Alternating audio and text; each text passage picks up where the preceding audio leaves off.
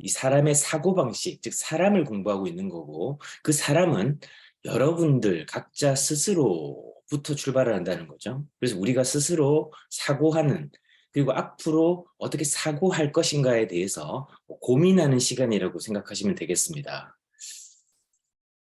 2016년도에 영화 스티브 잡스가 개봉을 했습니다. 주인공 마이클 패스벤더가 스티브 잡스 역을 맡았는데, 이 영화를 보게 되면 이런 얘기를 하는 장면이 나와요.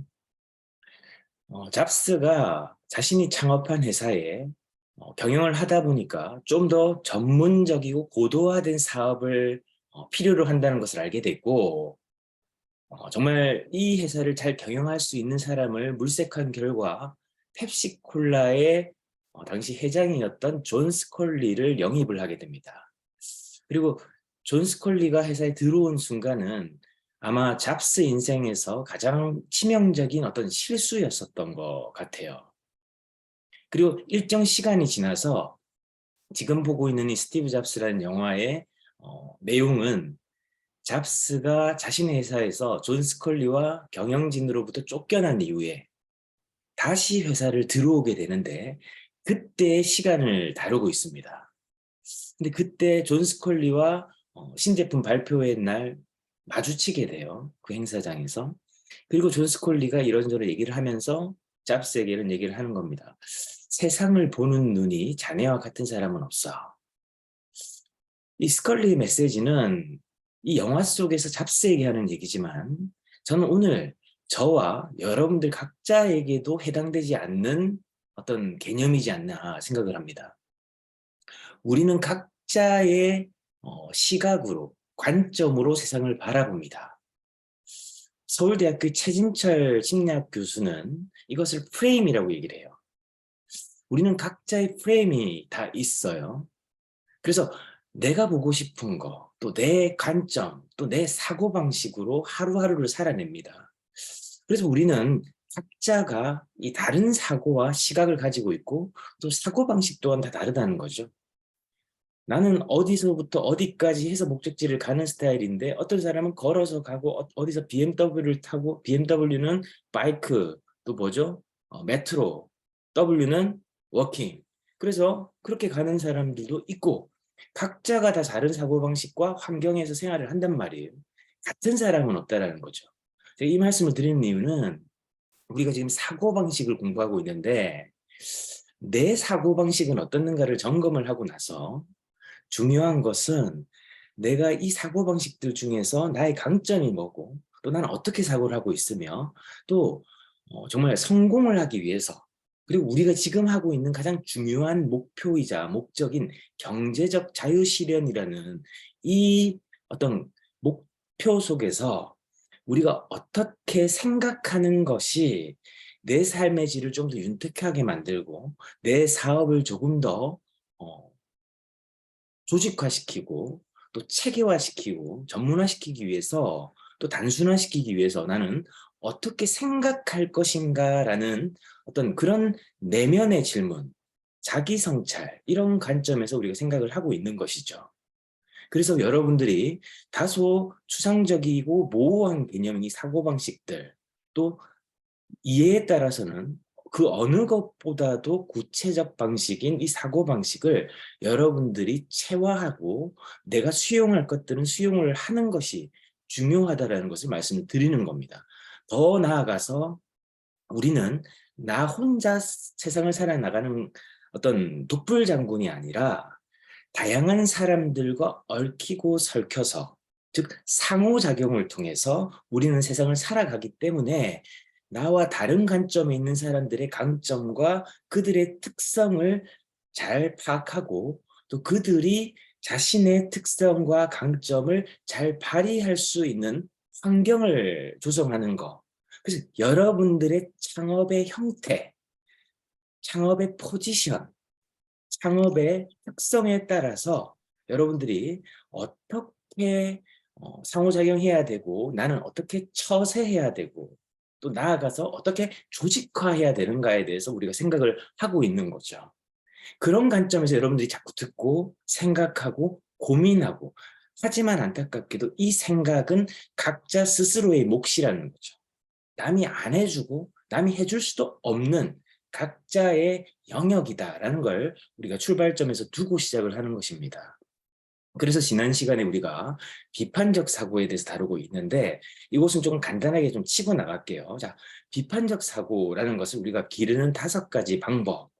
이 혼돈의 세상을 살아나가는 데 있어서 모든 걸 있는 그대로 수용하기에는 너무나 이 복잡계 영역이기 때문에 우리는 어떤 이 사고방식의 특질을 잘 알고 거기에 맞도록 내가 어떤 실용적인 그리고 내가 정말 실현하기 위해서 실전적으로 정말 여러분들 현실에서 이것을 실행하기 위한 관점에서 한번 보자는 얘기입니다. 첫 번째는 정확한 정보 파악을 하고 이해하는 습관을 들이는 겁니다. 대부분이요, 어떤 정보를 수용함에 있어서 대충 받아들입니다. 세상에서 가장 무서운 벌레, 그리고 가장 멀리 해야 되는 벌레가 이 대충이라는 벌레예요. 이건 정말 사고방식을 가난하게 만듭니다. 나태하고 게으르게 만들어요. 그래서 그런 사람들은 지식의 깊이가 굉장히 얕습니다. 알아도 거의 뭐 수박 겉핥기 수준이에요.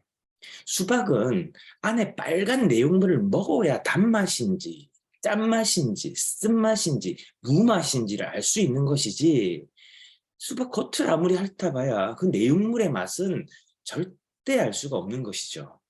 근데 많은 분들이 어떤 내용을 들었다고 생각하면 그것을 이해했다고 착각한단 말이죠. 우리는 이제 알아야 됩니다. 정확한 정보를 파악하는 것부터 그것을 우리는 팩트 체크라고 얘기를 하죠. 내가 이 정보가 예를 들어서 뉴스에서 오늘 어떤 기사가 나왔는데 예를 들어 슬리민과 엄태호가 횡령을 했다 이런 기사가 나왔어요. 그러면 평상시 저에게 좋지 않은 감정을 가졌던 사람은 아유 저 새끼 저럴 줄 알았다 이 얘기를 할 거고 어떤 객관적으로 보려고 하는 사람들은 무슨 일이지 한번 알아봐야 되겠다라는 생각을 할 것이에요. 그래서 이게 확증 편향과 객관적 지표를 찾아보는 사람의 차이라는 겁니다. 그래서 정확한 팩트 체크를 하는 것이 중요한 거고 제가 실제 그렇다는 건 아닙니다. 한 가지 좀 예를 든 거예요. 회사에 어떤 위기 같은 상황이 왔을 때 여러분들은 어떻게 그 정보를 수용해야 될까라는 것에 대해서 좀 극단적인 제가 예를 든 겁니다. 이 어떤 비판적 사고나 어떤 객관적으로 뭔가 논리적으로 찾아보려는 사고가 아니고 감정적으로 평상시 내가 저 사람에 대해서 안 좋게 생각했기 때문에 저 사람과 관련된 일은 무조건 무조건 욕하고 보는 거죠. 이런 것들도 좋지 않다는 겁니다. 가난해지는 지름길이라는 거죠. 이해하는 습관을 가져야 된다. 그래서 지식과 정보의 양보다 중요한 건 정보를 이해하고 파헤치는 과정, 즉 팩트 체크가 중요하다. 이거 정말 사실일까? 이게 정말 왜 이렇게 일어났지? 정말 이렇게 보도하는 이유는 뭐지? 여기에 이 회사를 어떻게 깎아내렸을 때 이익을 보는 집단은 또 누가 있지? 이런 것들을 볼 수 있는 어떤 안목과 관점, 비판적 사고의식이 생겨야만 여기에 속지 않는 거죠. 이거 정말 중요합니다, 여러분. 언론도요, 엄청나게 가짜뉴스도 양성하고, 오도도 하고, 어떻게 보면 선동도 한다는 거죠. 여러분들 잘 보셔야 된다는 겁니다. 이제 1인 미디어 시대가 됐어요. 더더욱이 팩트체크는 필요하고, 또 어떤 그런 순기능은 이 매스미디어나 또 주류 언론들이 다루지 않는 것들을 다루는 정말 정의의 목소리들도 있다는 거죠. 그런 것들을 여러분들이 잘 보셔야 비판적 사고를 기를 수 있다는 겁니다. 그리고 역사적 사실이나 뭐 이런 어떤 팩트들이 언제 일어났는지에 대해서 또 왜 일어났는지에 대해서 파헤치는 게 중요하다는 거죠. 역사가 몇 년도 일어났다. 이거는 우리나라에서 이 문서철 공부할 때 다 우리가 수용한 거 아닙니까? 이거 왜 외워야 되지? 이런 생각 들지 않았었나요? 나 전 들었는데. 그래서 그런 것들이 우리가 제대로 공부하는 것들에 대한 장애물이라는 거죠. 그런 거 외워서 공부하는 게 아니라는 겁니다. 그런 사건이 그때 왜 당시에 일어났고 그때 시대적 배경은 무엇이고 그때의 어떤 그 결정들을 해간 사람들의 어떤 시대 정신은 뭐였냐, 그들은 왜 그런 결정을 했냐, 이런 것들이 중요한 것이지 몇 년도에 무슨 일이 일어났다 그거 외우는 게 중요하지 않다라는 거죠. 물론 그것들이 팩트 체크는 필요합니다만은 검색하면 다 나오는 얘기고 그런 사건들로부터 우리가 어떤 교훈을 얻을 것인가, 이게 중요하다는 거죠. 그리고 토론하는 거. 정말 우리는 토론에 대해서 굉장히 어떻게 보면 좀 배타적이죠. 그래서 토론을 좀 깊이 합니다. 토론을 하면 서로 감정을 상한다고 생각을 해요. 하지만 뭐 이스라엘의 하브라타라든지 또 뭐 고대의 철학자들은 토론을 통해서 어떤 좋은 결론을 도출하는 것이 당연하다. 미국의 실리콘밸리나 세계적인 기업들은 이 토론하는 문화가 항상 형성이 돼 있었다는 거죠. 그래서 살아있는 조직은 토론이 활성화돼 있습니다.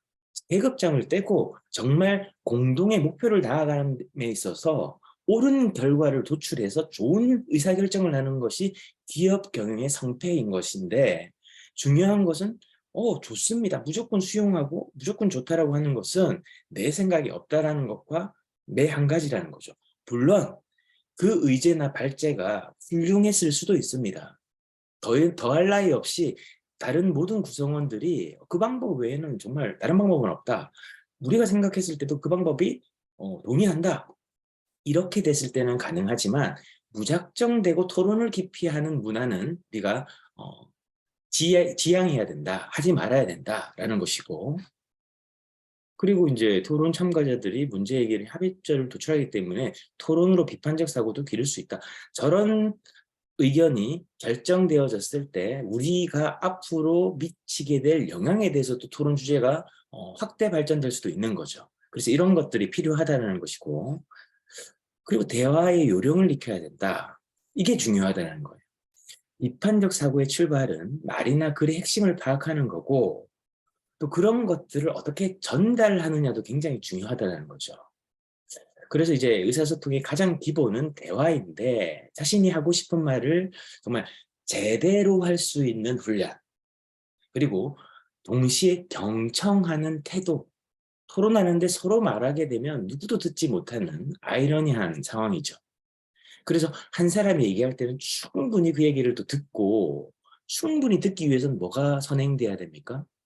토론하는 문화가 일단 기본 정착이 되고, 두 번째는 그 토론 속에서 더 중요한 것은 이 사람에 대한 어떤 존중, 배려가 있어야만 경청할 수가 있는 거죠.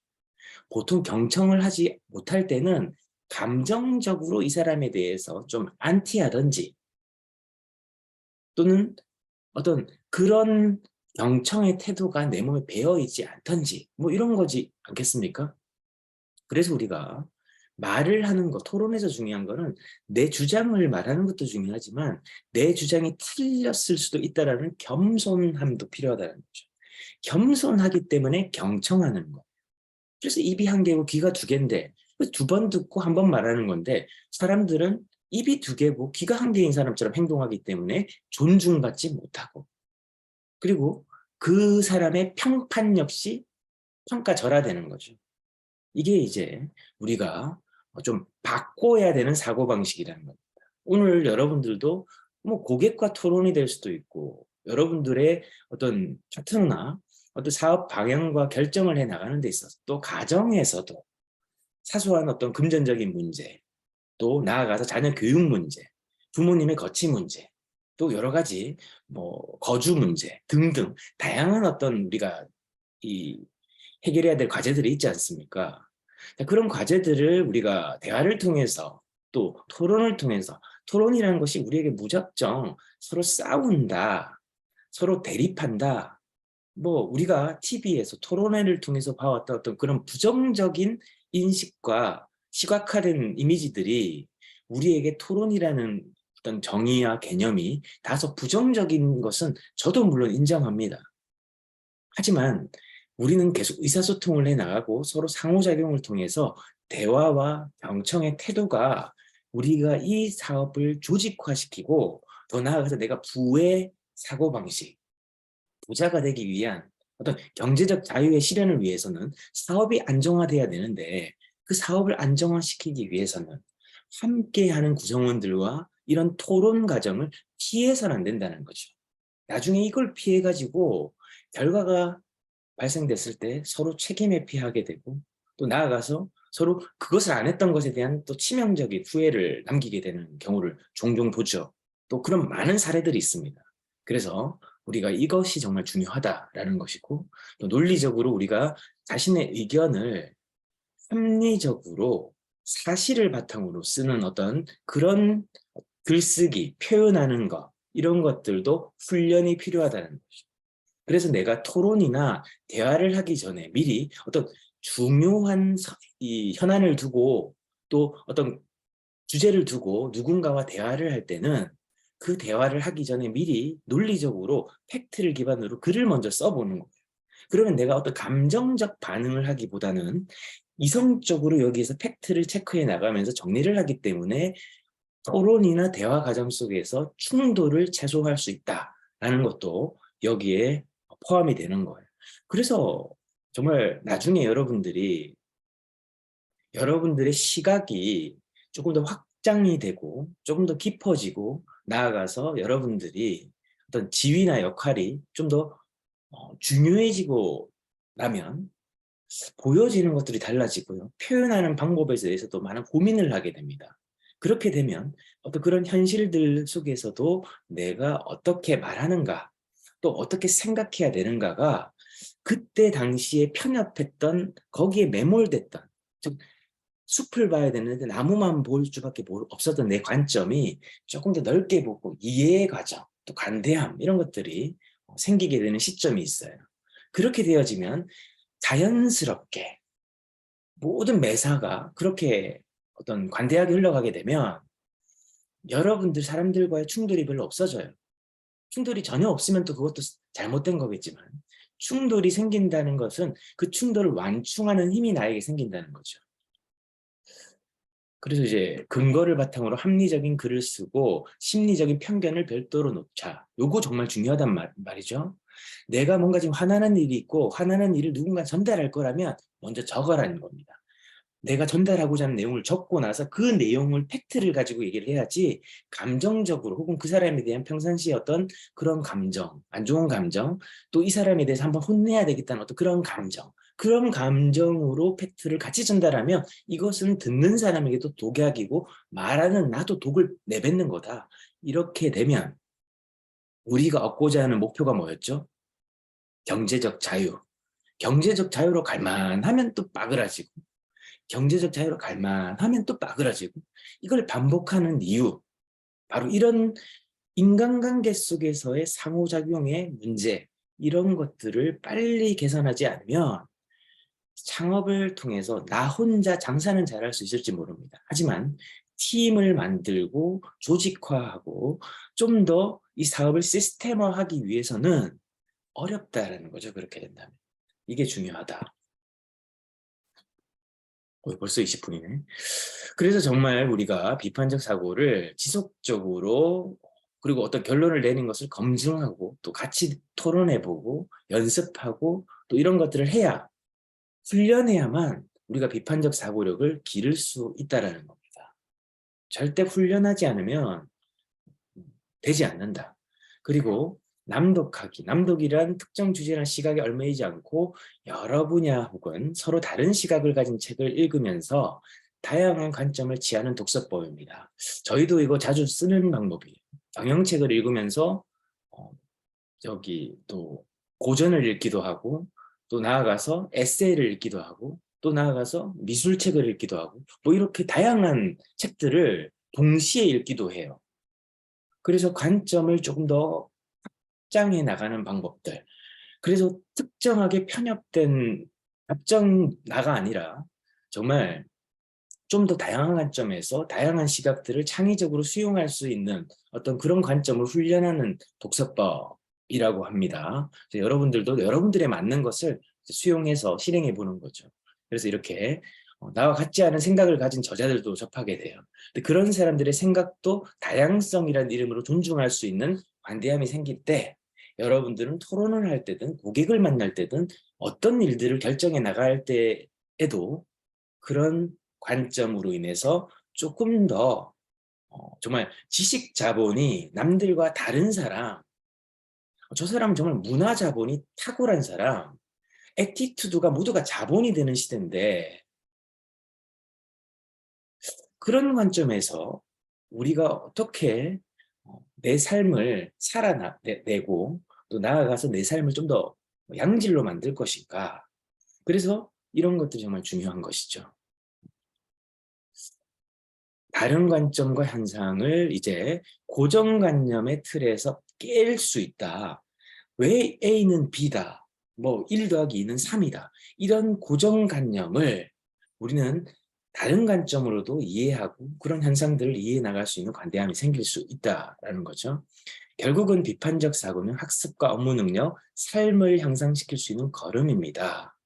그래서 비판적 사고는 결국 논리적 사고와 동일한 개념이지만 때론 그것이 다른 관점으로 생각해보는 힘이라고 말씀을 지난 시간 드렸죠. 우리는 똑같은 생각을 가진 사람들과 살아나가는 것이 아닙니다. 공통의 목표는 세우되 다른 생각을 가진 사람들과 상호작용하고 조직화해 나가고 팀워크를 발휘해 나가야 됩니다.